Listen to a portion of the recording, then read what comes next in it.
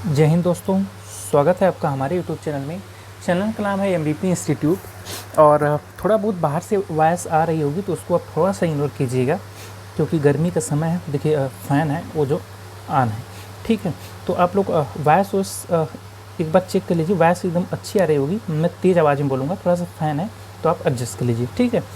आज हम देख लेंगे कि जैसे आप लोग को पता है कि 2025 का बोर्ड एग्ज़ाम बीत चुका है, अब आ रहा है 2026 का बोर्ड एग्ज़ाम। या 27 में देख रहे हो, 28 में देख रहे हो, इससे कोई फ़र्क नहीं पड़ता। सिलेबस में कोई ज़्यादा चेंज नहीं होता, चीज़ें सेम होती हैं। तो आप किसी भी बोर्ड से हों, आपकी तो ये जो सिलेबस है ये NCERT से है, ठीक है। पहला चैप्टर है वैद्युत आवेश तथा क्षेत्र, इलेक्ट्रिक चार्ज एंड फील्ड। तो इसको हम 3 पार्ट में कवर करेंगे। कितने पार्ट में? 3 पार्ट में। तो ये वीडियो आप जब भी देख रहे होंगे, आप इसको क्या करेंगे, एक पार्ट में ये वीडियो ख़त्म करेंगे, इसका पार्ट 2 कल आएगा, पार्ट 3 परसों आएगा। तो 3 पार्ट में कवर करेंगे अलग अलग टॉपिकों के साथ, ठीक है। आप लोग कहेंगे तो तीनों पार्ट को एक साथ वाइट बोर्ड पर, अभी तो फिलहाल ये पेज पर मैंने कवर किया है। आप लोग कहेंगे पेज पे तो पेज पे, वाइट बोर्ड पे कहेंगे तो वाइट बोर्ड पे पूरा मैराथन में ले लूँगा, मैराथन क्लास पूरा एक चैप्टर का। लेकिन इस तरह आपको इस तरह PDF मिल जाएगा, उस तरह भी मिलेगा, उस तरह भी आप स्क्रीनशॉट ले सकते हैं। लेकिन जिस तरह आपको आसानी पड़े उस प्रकार अपना जो है आप सिलेबस कंप्लीट कीजिए।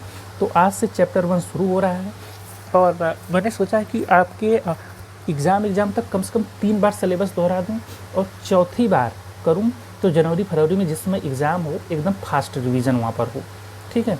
तो चलिए बिना देरी के वीडियो को शुरू करते हैं। और इसमें कोई भी एक्स्ट्रा टॉपिक नहीं ऐड की गई है, कुछ भी, एकदम exam to exam, point to point चीज़ों को समझते हुए चलेंगे, ठीक है। पहला टॉपिक अगर ये आप चैप्टर 1 में पढ़ेंगे तो पहला टॉपिक है वैद्युत आवेश। जब दो भिन्न पदार्थों को आपस में रगड़ा जाता है तो उनमें से प्रत्येक में हल्की वस्तुओं को अपनी ओर आकर्षित करने का गुण उत्पन्न हो जाता है। जैसे आप किसी चीज़ को ये कह रहे हैं कि जब भिन्न पदार्थों को आपस में रगड़ेंगे तो हल्की वस्तुओं को अपनी ओर खींचने का गुण उत्पन्न हो जाता है। इसे पदार्थ का विद्युतमय अथवा आवेशित हो जाना कहते हैं। अतः वैद्युत आवेश वह गुण है जिससे युक्त अन्य वस्तुओं पर वैद्युत बल आरोपित करने लगती है। जाहिर सी बात है, आप बताइए कि किसी चीज़, दो चीज़ों को आपस में रगड़ रहे हैं, वो आकर्षित कर रही है, तो ऐसा क्यों हो रहा है? तो ये तो इसलिए हो रहा है क्योंकि वो विद्युतमय अथवा आवेशित हो जाना इसको कहते हैं। लेकिन जिसके कारण हो रहा है उसे वैद्युत बल कहते हैं, ठीक है। यहाँ पर 2 चीज़ क्लियर हो गई आपको, वैद्युत आवेश और वैद्युत बल, ठीक है। वैद्युत बल के बारे में और अच्छे जानेंगे, इसका तो पूरा यूज है। आवेश का, बल का, चैप्टर का नाम ही है वैद्युत आवेश तथा क्षेत्र। तो आप समझ ही रहे हैं इस बात को, ठीक है। अच्छा, वैद्युत आवेश कितने प्रकार का होता है? सुने हैं ये बात, कितने प्रकार का होता है दोस्त? 2 प्रकार का होता है। वैद्युत आवेश 2 प्रकार का होता है, धनात्मक आवेश, ऋणात्मक आवेश। स्क्रीनशॉट लेते चाहिए, नोट्स बना लेंगे और अच्छा है, नहीं बनाएंगे अच्छे से पढ़ लेंगे, बुक है। आप जैसे भी आपको अच्छा लगे, जिस प्रकार सबकी स्ट्रेटजी अलग होती है, तो स्ट्रेटजी तो मैं नहीं बता सकता उसको किस तरह पसंद है, आपको जैसे पसंद आए, ठीक है। वैद्युत आवेश का मात्रक कूलाम। चलिए कूलाम, अब कूलाम का नियम क्या है, चलिए ये भी देख लेते हैं। 2 स्थिर बिंदु आवेशों के बीच लगने वाला आकर्षण अथवा प्रतिकर्षण बल दोनों आवेशों के मात्राओं के गुणनफल के अनुक्रमानुपाती तथा उनके बीच के दूरी के उनके बीच के दूरी के व्युत्क्रमानुपाती होता है। यह बल दोनों आवेशों को मिलाने वाली रेखा के अनुदिश होता है। अब कहेंगे कौन सी रेखा? इधर देखिए, यहाँ पर हमने एक आवेश Q1 लिया है, यहाँ पर Q2 लिया है, इनके बीच की दूरी कितनी है? R है। हमने कहा कि 2 स्थिर बिंदु आवेश, मतलब ये दोनों आवेश एक स्थिर बिंदु आवेश हैं, Q1 और Q2। लगने वाला आकर्षण, मतलब ये इनके बीच जो लगने वाला बल है या तो आकर्षण होगा या तो प्रतिकर्षण होगा। ये दोनों आवेशों के गुणनफल के अनुक्रमानुपाती, मतलब F is directly proportional to Q1 Q2। इन्होंने कहा है कि गुणनफल के अनुक्रमानुपाती तथा उनके दूरी के व्युत्क्रमानुपाती। ये चीज़ देखिए, upon yes F is directly proportional to Q1 Q2 and F is inversely proportional to R²। अगर इन दोनों को मिलाएंगे तो यह हो जाएगा F इक्वल टू K। अगर ये वाला चिन्ह हटता है तो लगता क्या है? K Q1 Q2 upon R²। इस चीज़ को समझ रहे हैं? देखिए लिखेंगे कैसे, एक बार फिर से समझ लीजिए, थोड़ा समय तो लगेगा लेकिन अच्छे से समझिए कि 2 स्थिर बिंदु आवेशों के बीच लगने वाला आकर्षण अथवा प्रतिकर्षण बल दोनों आवेशों के मात्राओं के गुणनफल के अनुक्रमानुपाती, समझ रहे हैं इस चीज़ को, अनुक्रमानुपाती तथा उनके दूरी के वर्ग के व्युत्क्रमानुपाती। यही सेम चीज़ यहाँ पर लिखी गई है। यह बल दोनों आवेशों के मिलाने वाली रेखा के अनुदिश होता है, मतलब इस बल की दिशा इस तरफ होगी। ठीक है, यहाँ तक चीज़ क्लियर हो गई कि नहीं? चलिए नेक्स्ट पार्ट में चलते हैं। यहाँ पर के आपका क्या है? चलिए यहाँ पर के आपका क्या है? अनुक्रमानुपाती नियतांक। कौन सा के? आप पूछेंगे कौन सा के? तो यहाँ पर आपने जब F is directly proportional to K1 Q2, F is inversely proportional to 1/r², तो ये प्रोपोर्शनल का चिन्ह हटाएंगे तो बराबर लगेगा तो एक नियतांक जुड़ जाएगा के। उसी के की बात यहाँ पर हो रही है कि जहाँ के एक अनुक्रमानुपाती नियतांक है। चलिए जहाँ के की वैल्यू होती है 9 × 10⁹ न्यूटन मीटर स्क्वायर प्रति कूलम स्क्वायर, जितने भी न्यूमेरिकल सॉल्व करेंगे वहाँ के की वैल्यू यही रखेंगे, इसको याद रख लीजिए। हाँ, निर्वात या वायु के लिए के = 9 × 10⁹ अगर माध्यम बदलेंगे तो के की वैल्यू भी बदलती चली जाएगी। सुविधा के लिए के को 1/4πε0 लिखा जाता है। अभी आप समझेंगे इसको। 1/4πε0 = 9 × 10⁹ मीटर स्क्वायर प्रति कूलम स्क्वायर। ε0 निर्वात की वैद्युतशीलता है। ε0 8.85 × 10⁻³ कूलम स्क्वायर प्रति न्यूटन मीटर स्क्वायर। तो अब आप बताइए कि के को 1/4πε0 लिखेंगे तो ये जो फोर्स था यहाँ पर जो फोर्स था यहाँ पर क्या लिखेंगे? यही था ना, F = K Q1 Q2/r² था। अब इन्होंने कहा कि K को 1/4πε0 लिखा जाता है, तो 1/4πε0 Q1 Q2/r²। इसमें भी एक नियतांक जोड़ा जाता है, 1/4πε0 K Q1 Q2/r²। यही है कूलाम के नियम का व्यंजक, जहाँ निर्वात या वायु के लिए के की वैल्यू हो जाती है 1। तब लिखेंगे F = 1/4πε0 Q1 Q2/r²। ठीक है, तब इसको लिखेंगे। यही है कूलाम के नियम। टॉपिक था ना कूलाम का नियम, तो कूलाम के नियम का व्यंजक ये है। बाकी चीज़ें कैसे आई आप समझ चुके हैं। ठीक है, चलिए नेक्स्ट टॉपिक में चलते हैं। नेक्स्ट टॉपिक है वैद्युत क्षेत्र, वैद्युत बल दिखाएं, इसके बारे में जानेंगे।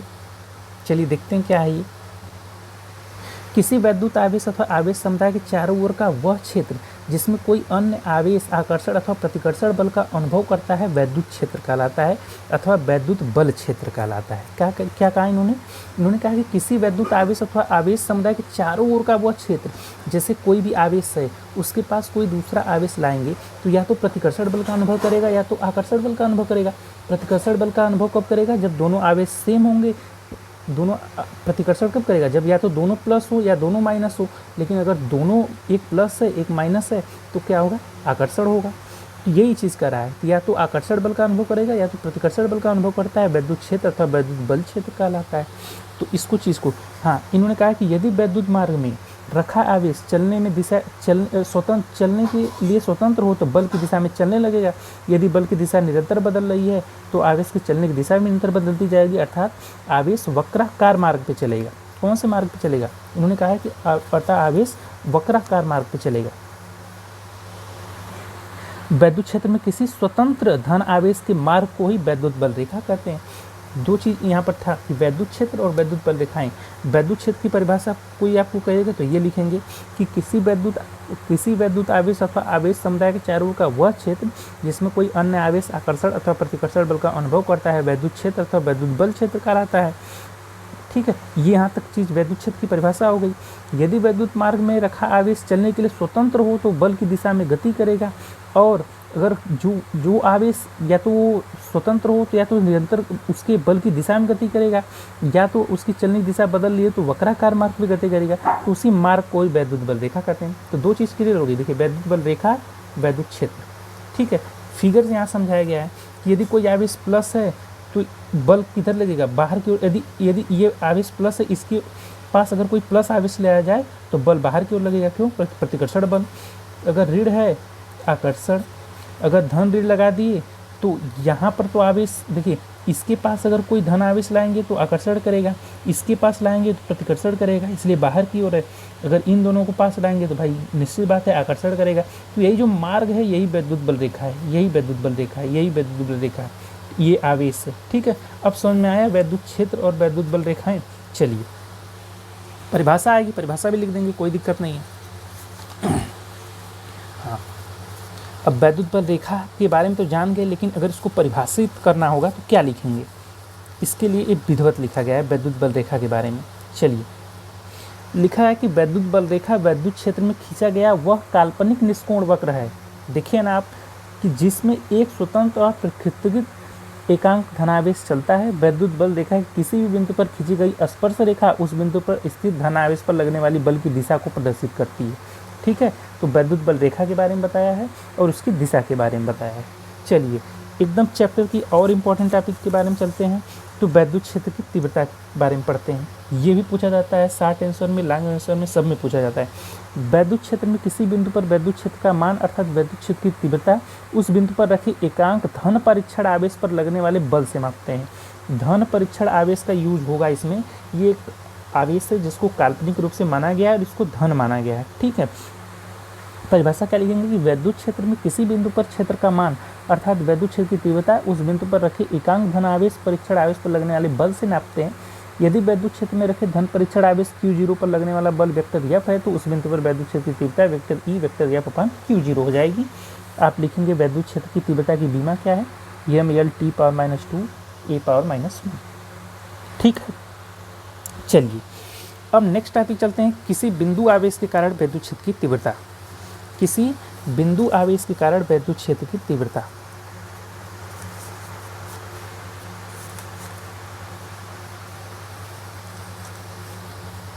किसी बिंदु आवेश के कारण वैद्युत क्षेत्र की तीव्रता, तो एक बिंदु आवेश लेंगे, उसके कारण मानेंगे टेस्ट चार्ज Q0 है। अब इसी बिंदु आवेश के कारण हम इस पे वैद्युत क्षेत्र की तीव्रता निकालेंगे। ठीक है, फार्मूला आपको पता चल गया, वेक्टर E = वेक्टर F अपान Q0, vector E = vector F अपान Q0। चलिए मान लेते हैं कि इसके O नाम ले देते हैं, जहाँ टेस्ट चार्ज रखें वहाँ P है, बल किधर होगा, देखिए दोनों धनावेश एक दूसरे को क्या करेंगे, प्रतिकर्षित करेंगे, बल बाहर की ओर होगा, R दूरी पर रखे गए हैं। लिखेंगे कि माना कि +Q कूलाम का आवेश किसी ऐसे माध्यम बिंदु O पर स्थित है जिसका परिवर्तनांक K है। आवेश +Q द्वारा उत्पन्न वैद्युत क्षेत्र में बिंदु O से R मीटर दूरी पर एक बिंदु P है जिस पर वैद्युत क्षेत्र की तीव्रता यहाँ पर हमें ज्ञात करनी है। इसके लिए माना कि बिंदु P पर एक धन परीक्षण आवेश +Q रखा गया है। मैंने बताया कि धन परीक्षण आवेश की बात की जाएगी किसी भी चीज़ को कुछ भी निकालने के लिए, और ये धन परीक्षण आवेश मानेंगे अपनी सुविधा के लिए। ठीक है, चलिए होगा क्या, कूलाम के नियम के अनुसार।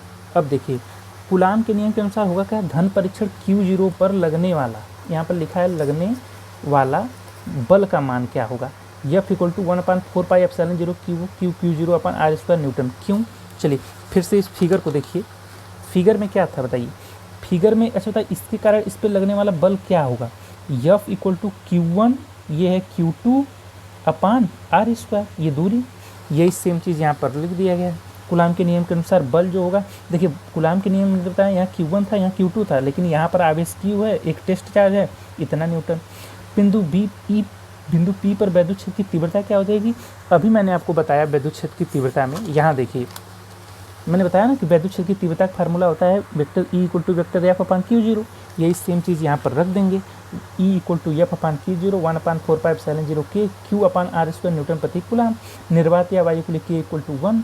आप Q0 से Q0 देखो, Q0 का इसमें भाग दे देंगे, है ना, F में Q0 को भाग देंगे, बचेगा क्या 1/4πε0 K Q अपान R² न्यूटन प्रति कूलाम।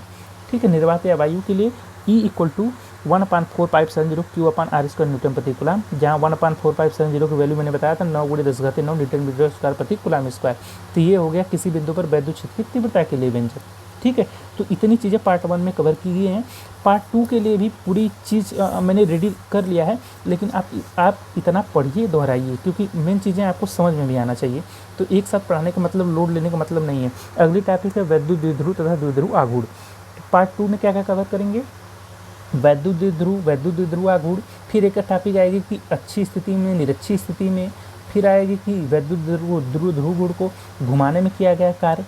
इसके बाद टॉपिक आएगी वैद्युत फ्लक्स, वो पार्ट 3 में कवर करेंगे। गॉस की प्रमेय, गॉस के नियम के अनुप्रयोग, चैप्टर समाप्त हो जाएगा। ठीक है, तो पार्ट 1 में इतनी चीज़ें आप लोगों ने पढ़ लिया। बाकी चैनल को सब्सक्राइब जरूर कर लीजिएगा। इसका रिवीजन 15 मिनट की मात्र वीडियो है। PDF देखिए, PDF को डालने की जरूरत है नहीं, यहाँ से स्क्रीनशॉट ले लेंगे, मैं सामने हूँ नहीं, दिक्कत तो आपको है नहीं, सारा चीज़ लिखा है। बाकी पीडीएफ की आवश्यकता होगी तो टेलीग्राम चैनल मैं आपको बनाऊंगा एमबीपी इंस्टीट्यूट के नाम से, उसमें मैं भेज दूंगा। ठीक है, चलिए आप लोग बाकी अपना रिवीजन इतना कर लीजिए। कल पार्ट 2 आएगा। पार्ट 2 में वैद्युत गुण के बारे में पढ़ेंगे। वैद्युत गुण में अच्छी निरक्षी स्थिति पढ़ेंगे वैद्युत को घुमाने में किया गया कार्य। पार्ट 2 में इतना चीज़ क्लियर हो जाएगा। पार्ट 3 में गॉस की प्रमेय के बारे में पढ़ेंगे, उसके अनुप्रयोग के बारे में पढ़ेंगे। 3 पार्ट में पूरा चैप्टर एकदम फिनिश हो जाएगा। ठीक है, चलिए।